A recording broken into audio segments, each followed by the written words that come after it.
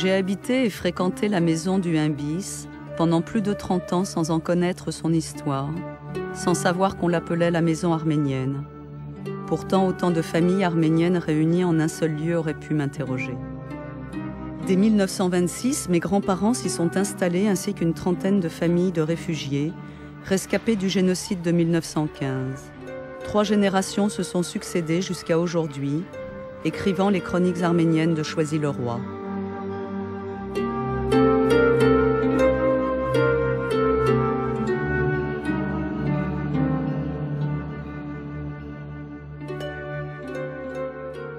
Ուշաձեդրը, որ գբատ կանի, բարոն հրանտ Սարյանի, Ադապազարցի, 1915, հուլիս 24.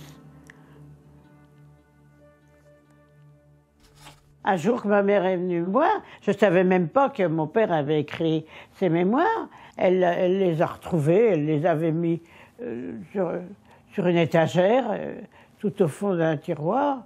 Et puis elle a eu l'idée de me les apporter. Alors j'ai commencé à les lire. À son tour, ma tante Isqui a transmis à notre génération le journal de son père qu'elle a traduit en français. Sa lecture a concrétisé le douloureux parcours de ce grand-père que je n'ai jamais connu.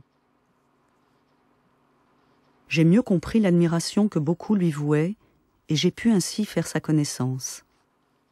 Il a commencé à l'écrire quand la guerre a éclaté.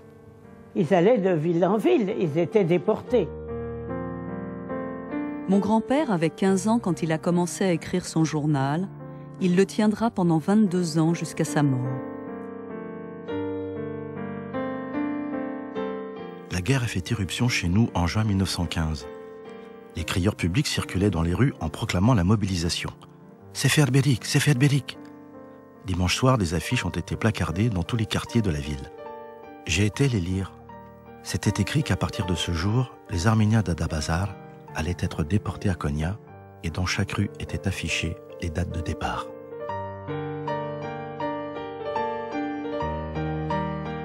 Alors l'Empire ottoman est entré en guerre en fait tardivement, en novembre, et c'est l'Empire ottoman qui attaque d'ailleurs la Russie, en étant allié avec les puissances centrales, l'Allemagne, l'Autriche-Hongrie, puis bientôt la Bulgarie, contre les puissances de l'Entente, France, Angleterre et Russie, donc pour essayer de récupérer des territoires que l'Empire ottoman avait dû céder à la Russie 30 ans ou 40 ans avant, en 1878. Il y a déjà une première conscription qui s'est effectuée de tous les sujets ottomans, enfin de tous les hommes ottomans de 20 à 45 ans, à partir de septembre 14. Et c'est intéressant parce que déjà la conscription est appelée par les sujets ottomans seferbelik, c'est-à-dire déportation pour les paysans anatoliens, pour les paysans des Balkans. Enfin, c'est effectivement partir loin de chez eux et c'est un seferbelik, donc une déportation.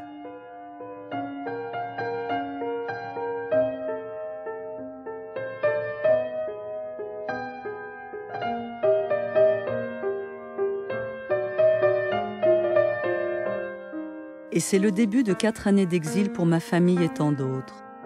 Ils rejoindront l'Anatolie parfois en train, en charrette, avec un âne, mais le plus souvent c'est à pied qu'ils rejoindront les camps où des milliers de réfugiés arrivent chaque jour. 29 juillet 1915. Nous étions 11 du côté de mon père. Mes grands-parents, mon oncle, ma tante et mes 2 cousines, mes parents, mon petit frère Onig et ma petite sœur Sierra Louise qui avait à peine 4 mois. Quand nous sommes passés devant la mairie, mon grand-père est descendu et a déposé nos clés. Puis, nous nous sommes mis en route. Le voyage a duré 4 ou 5 heures. Nous sommes arrivés l'après-midi. Il y avait de tous côtés des réfugiés sous des tentes.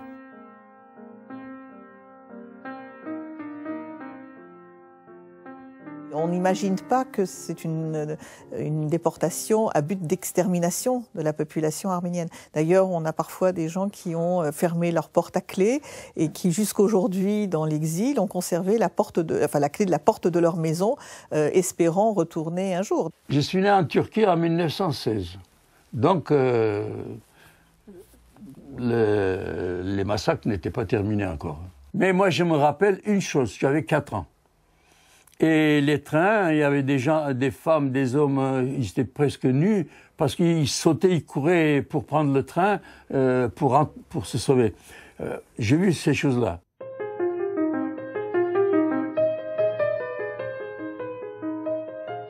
À leur arrivée en France, les réfugiés reçoivent une aide précieuse de l'Église et des associations arméniennes.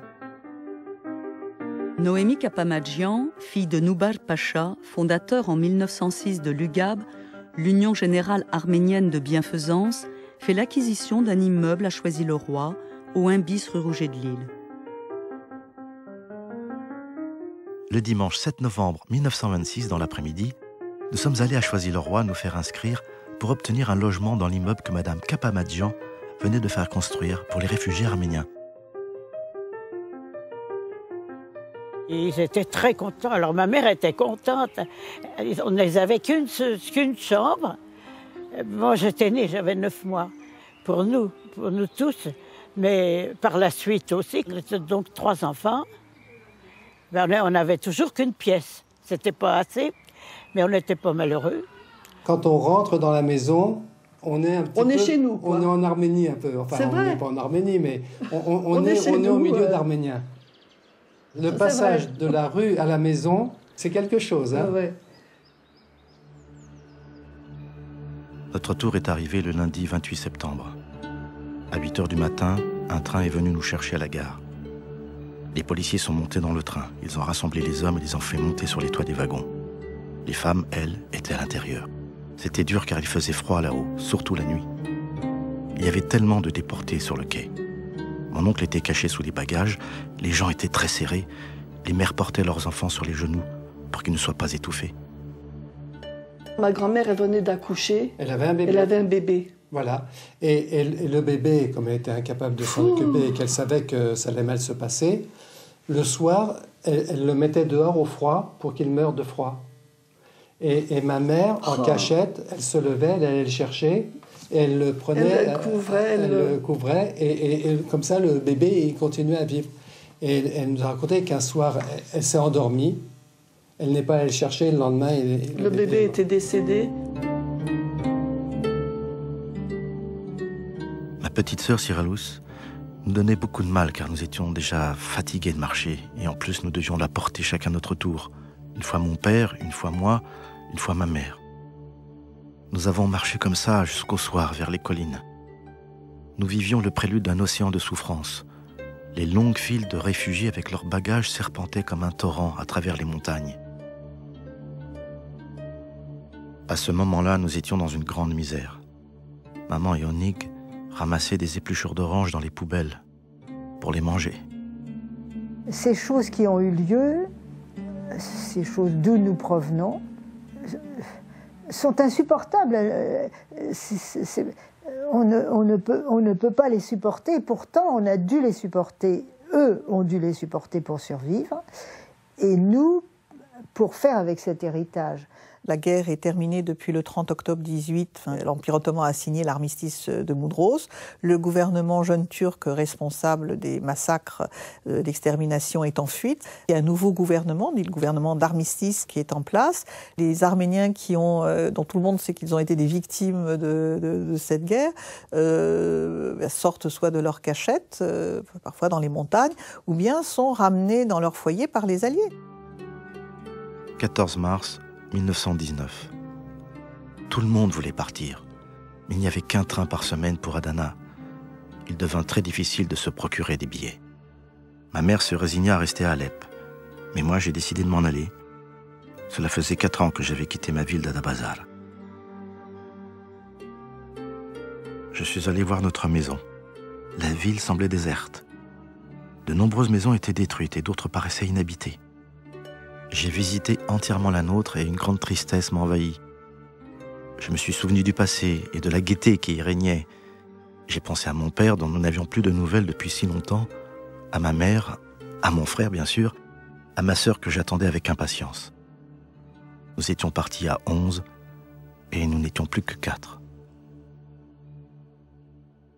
En 2021, il y a à peu près 300 000 Arméniens qui sont revenus.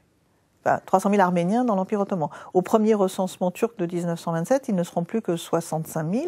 Mais entre-temps, Mustafa Kemal, qui n'a pas accepté la défaite et le démembrement prévu de l'Empire, a repris la bataille et il a commencé à s'attaquer aux plus faibles, dont notamment les rescapés arméniens revenus dans leur foyer. Et donc les Arméniens vont subir un deuxième exode et cet exode sera souvent définitif. D'ailleurs, sur les passeports, il y a la fameuse phrase « retour interdit ».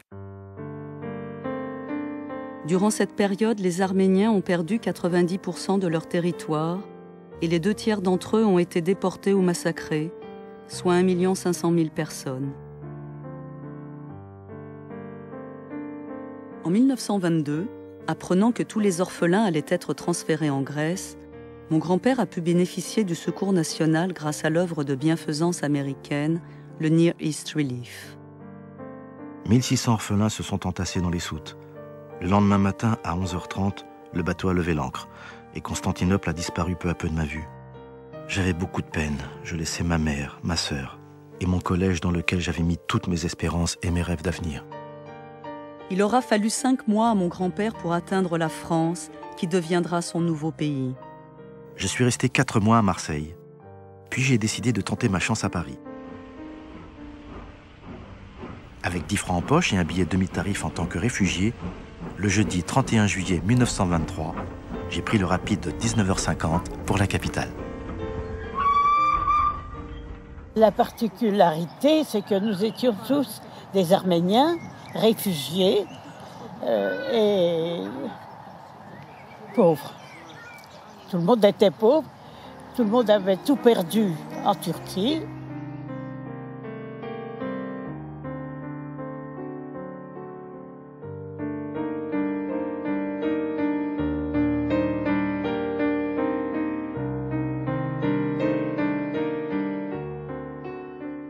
Finalement, ce qui est détruit, ce ne sont pas seulement les êtres humains, c'est les liens entre eux. Donc, il faut créer des liens autour de soi pour recréer un lieu symbolique. Il y a une âme, il y a une chaleur, existe une chaleur qui beaucoup de familles arméniennes habitaient ici, après partir, après mort, après nés ici dans cette maison. Nous sommes un petit peuple, il faut nous aimer. Il faut nous accrocher, il faut nous garder nos racines. C'est ça la valeur.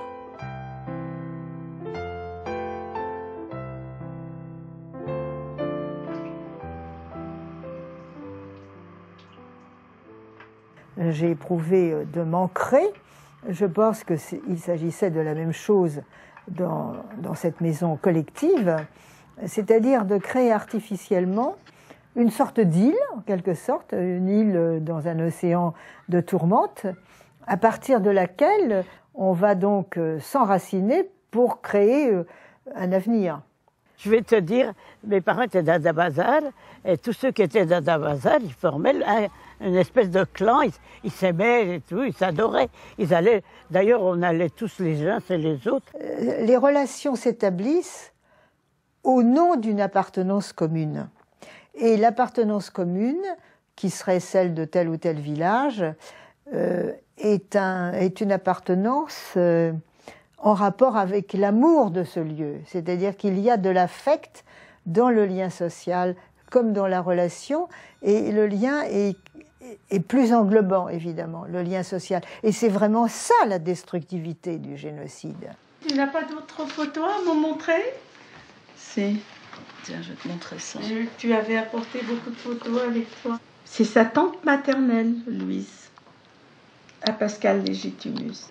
Nous, on n'est pas partis à cause du génocide. Je suis née en 1946. Mais il y a eu un massacre en 1955, je ne me souviens plus très bien. Et en 1955, il y a une rumeur qui se répand que les Grecs auraient attaqué la maison natale de Mustafa Kemal dans les Balkans. Et ça va déclencher des pogroms donc dans la ville, qui s'en prennent à nouveau aux minorités, donc grecs et arméniens. La famille de maman qui était venue après le génocide, ils ont dit on a notre sœur qui est là-bas, faut qu'on la sauve de là-bas. C'est comme ça qu'on est arrivé en France. Je suis arrivée à l'âge de 9 ans. Les gens de l'immeuble nous ont accueillis. On était 2 petits orphelins. On était souvent très gâtés par les voisins, qui sont devenus des amis finalement. On parlait arménien, on chantait, on s'amusait. Les enfants, entre eux, parlaient français après, en jouant. Mais dans les maisons, c'était l'arménien. À la maison, il ne fallait pas qu'on parle un mot de français. Et puis dehors, il ne voulait pas qu'on parle arménien, parce qu'on est mal vu quand on parle. Enfin, d'après lui, c'était pas poli de parler arménien dehors. On avait tous nos clés sur la porte, tout le monde venait nous voir et on allait chez eux sans demander si on pouvait rentrer ou pas. C'était très familial. On avait fini de manger, tout d'un coup on entendait toc toc toc à la porte, on ouvrait, ah, c'était un tel ou un tel qui venait, ou ah, je vous en prie, venez. Alors les gens, c'était un peu la veillée si tu veux, ils prenaient le café, ils discutaient, c'était agréable, et nous les petits on aimait bien entendre les grandes personnes. Et dès qu'on s'approchait un petit peu, ils se taisaient. Elle s'arrêtait de parler pour qu'on n'entende pas, pour qu'on n'écoute pas. Ou quelquefois, ils parlaient en turc. 30 octobre 1923.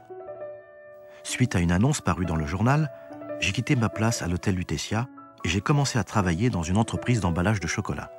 Mais ce n'était pas bien payé. Aussi, j'ai décidé de ne pas rester non plus à cette place. J'ai demandé mon compte. Le 12 novembre, j'étais embauché chez Renault. Ceux qui travaillaient, on trouvait du travail à Paris. Mais les femmes faisaient de la couture à la maison.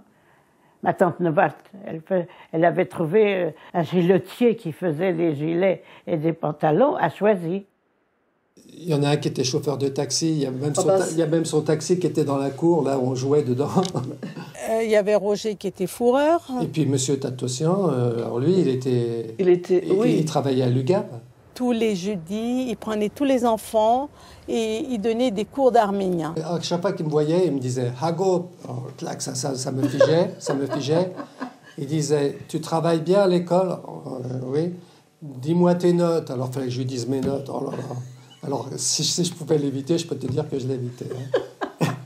Le papa de Valentine, il travaillait pour Harach, le journal. C'était un journal qui a été créé vers 1925. Le titre veut dire en avant, hein, c'est la traduction du Vorwärts allemand, donc c'est un journal qui s'inscrit dans le champ socialiste. Le fondateur, Savas Missakian, avait déjà fondé des journaux dans l'Empire ottoman, est un rescapé de la rafle du 24 avril, enfin il a réussi à s'enfuir juste avant. Les Arméniens s'installent dans l'exil et Harach va accompagner cet exil arménien. Nous, on disait qu'on était arménien. Moi, partout où j'allais, je disais je suis arménien. Peut-être toi, mais pas moi. Moi, j'avais le complexe de mon nom. J'avais une institutrice à l'école. Quand elle disait Megjian, alors que tout le monde autour de moi s'appelait Dumoulin, Dupont. Elle crachait ton nom, elle crachait. Mais quand je suis arrivée à l'âge de 14-15 ans, que je me suis affirmée, c'était Azniv jusqu'à maintenant. Partout où je suis passée, dans ma vie professionnelle, partout, Azniv.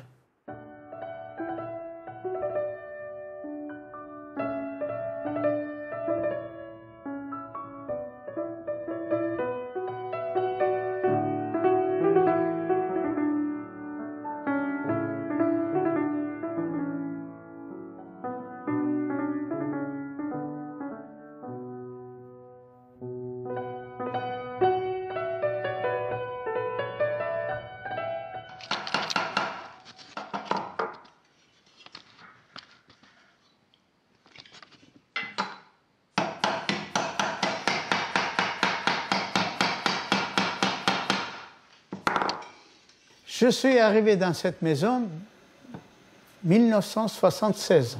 Déjà beaucoup d'Arméniens qui habitaient ici, beaucoup de familles.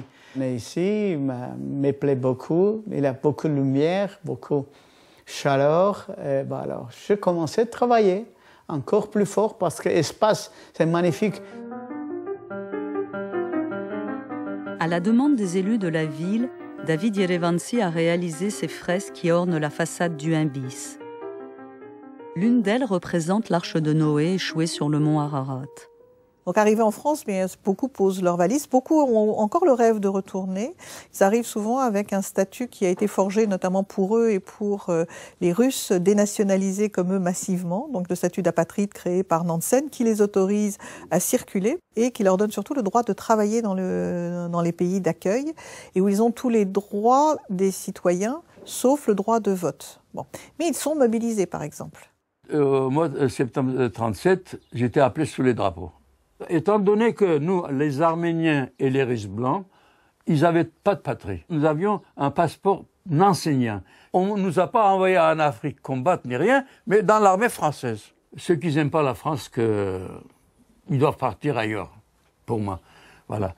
Alors, s'ils aiment la France, ils doivent rester la France, ils doivent servir la France.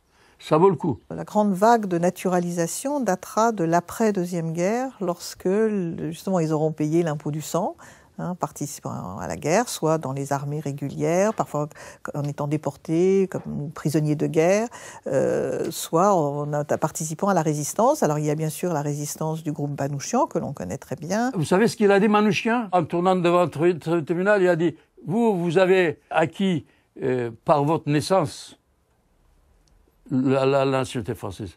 Et nous, par notre sang. » Voilà. La veille de la déclaration de guerre, déjà, l'avant-veille, la ville de Choisy avait proposé aux parents qui voulaient mettre leurs enfants à l'abri de les mettre en sécurité dans la Nièvre. Ma mère a accepté. Au début, il n'y avait rien, mais la directrice était extraordinaire. Elle a tout arrangé avec la mairie de Choisy. Donc, on a eu des tables, des chaises, chacune un petit lit. J'ai reçu une lettre de Marseille de la famille Alvadjian que maman avait contactée pour moi. J'ai pris le train pour Marseille, je me suis présenté chez eux, ils ont fait appeler leur fille Araxi. Je l'ai vue, je l'ai trouvée bien. Le lendemain, j'ai décidé de me fiancer. La cérémonie a eu lieu en présence de quelques amis. Nous avons échangé nos anneaux, j'ai joué du violon. Il y a une chose que j'adorais, c'était que tu passais devant les portes, il y avait des odeurs, parce que toutes les femmes faisaient la cuisine. Oh là là, déjà ça te mettait en appétit. Surtout à Pâques, avec les tchérés, les odeurs, c'était extraordinaire. Ta grand-mère ramassait des roses et elle faisait de la confiture de roses. Elle distribuait à tout le monde dans des petits pots pour que tout le monde en goûte. Les mères cueillaient le hartsann pour cuisiner, quoi. C'est bon. Avec du riz, des oignons, des tomates, un petit filet de citron dessus.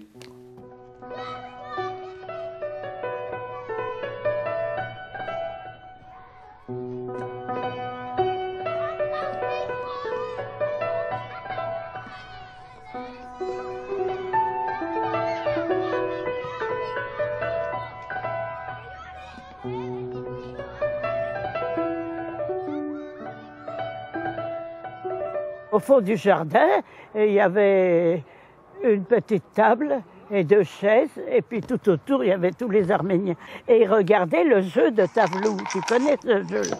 Celui qui avait gagné, alors il y avait quelqu'un qui sonnait dans une trompette, et puis il y a quelqu'un qui allait chercher un room et il donnait à celui qui avait gagné. Tous les jeudis, c'était le film de cow-boy au cinéma Splendide. Tous les samedis, on allait aux douches municipaux. Il y avait une fenêtre, alors on regardait par la fenêtre et on voyait la Seine. La Seine est large, à cet endroit-là. Alors ça nous semblait, c'est comme si c'était la mer pour nous. Il y avait le Sporting Club, alors là on défendait les couleurs de Choisy-le-Roi. On se sentait de Choisy, vraiment. Oui, parce que tout en habitant dans la maison dite arménienne, ce n'était pas du tout un ghetto. On était arméniens et vraiment français, choisiens. En 2004, pour célébrer le 60e anniversaire de la libération de Choisy-le-Roi, la ville demande à David Yerevansi de créer une statue, la naissance de la paix. Elle est érigée dans le parc de la mairie. Maternité, naissance de la paix. Il y a une force dedans. Il a un enfant qui a besoin de jouer avec Colombe de la paix. Sans la paix, n'existe pas la vie. Comment possible la guerre? 1937. À partir du 18 février, mes maux d'estomac se sont intensifiés. J'ai maigri de 2 kilos. J'ai de nouveau passé des radios à la Salpêtrière, mais ils n'ont rien trouvé. Le 23 août 1938, Roland Sarian, mon grand-père, décède d'un ulcère à l'estomac. Il avait 38 ans. L'héritage, comme je dis souvent, se fait en sens inverse, c'est-à-dire que c'est aux générations suivantes d'aller rechercher ce qu'il y a dans ces trésors et de les mettre en récit et de les mettre au monde, en fait. Les mettre en récit, c'est les mettre au monde. Il y a un rapport entre la mise en récit et le désir de s'affranchir d'une dette, parce que ce qui est mis en récit, c'est ce qui a été transmis sans parole par les survivants. Quand on est revenu un jour de Turquie on était sur le bateau, et à l'approche de Marseille, on était sur le pont, et ma mère se met à pleurer. Elle venait de quitter ses parents, sa mère, son frère, sa sœur qui était à Istanbul, et on ne les avait pas vus depuis la guerre. Elle a eu les larmes aux yeux. Moi, j'ai vu ces larmes, je lui ai demandé, j'ai dit... Elle revenait en France, quoi, je sais pas. Elle a été heureuse de retrouver la France. Ça veut dire qu'elle avait vraiment adopté la France. Oh, c'était merveilleux, la France, parce que ça représentait la liberté. Et pour les Arméniens, Azadoutioun, c'est le plus grand mot, la liberté. Ma mère, elle chantait tout le temps Azadoutian Silunamar, Chadajunet, Zafetan. Pour l'amour de la liberté, beaucoup de sang a été versé. Si le 1 bis a vu 3 générations se succéder, aujourd'hui la maison s'est ouverte à une population plus diversifiée. Le 31 mai 2015, nous nous sommes réunis. Pour certains d'entre nous, plus de 30 ans avaient passé quand nous nous sommes revus ce jour-là. Et pourtant, l'impression d'appartenir à une seule grande famille demeurait en chacun de nous. Au-delà des souvenirs, notre passé dans cette maison nous unissait comme un lien invisible et adoucissait ainsi l'absence trop présente de nos grands-parents.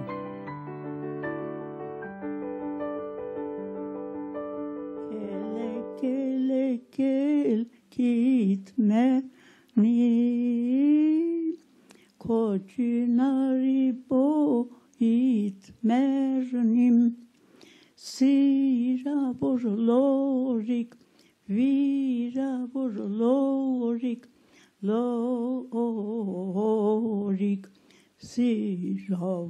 Lorik, Lorik can. Adangısı işte. Avurgunlar.